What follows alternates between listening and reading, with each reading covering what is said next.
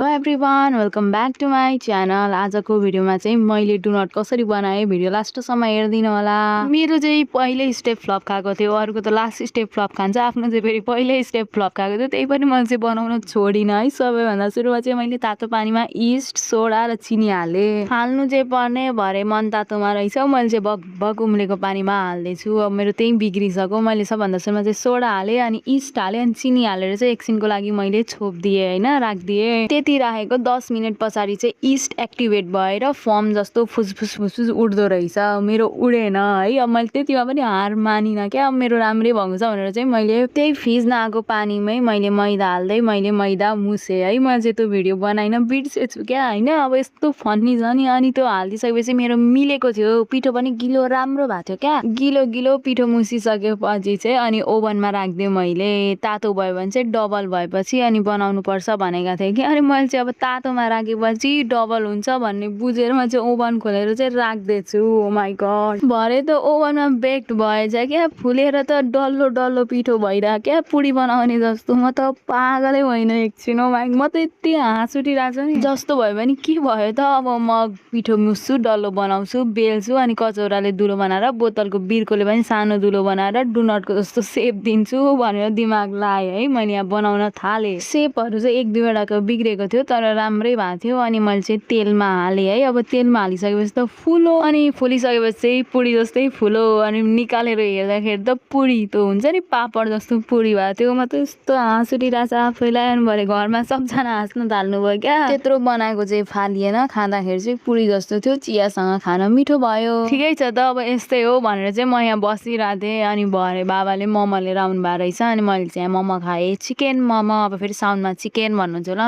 हामी खान्छौँ चिकन। मोमो खाइसकेपछि चाहिँ म सुतेछु फेरि। अनि भिडियो त बनेकै थिएन होइन मेरो। अनि अब राति खाना खाने बेला भयो। अनि मैले चाहिँ यो काँक्रा साक्रा काट, काँक्रा स्याउ काट भन्नुभयो। अनि मैले चाहिँ काँक्रा स्याउहरू काटेर लगेँ कोठामा। त्यसपछि हामी यहाँ खाना खान थाल्यौँ। आज चाहिँ पुलाउ थियो, आलु भुटी, अनि अचार बिहान उब्रेको थियो, अनि त्यही खायौँ हामीले खाना आजको। त्यसपछि बेलुका मैले एकछिन पढेँ, अनि मेरो दिन चाहिँ आज यसरी नै कट्यो। डोनट रेसिपी फेल भएर। Thank you for watching, bye, see you in next video. मेरो च्यानललाई सब्सक्राइब र भिडियोलाई लाइक पनि गरिदिनु होला।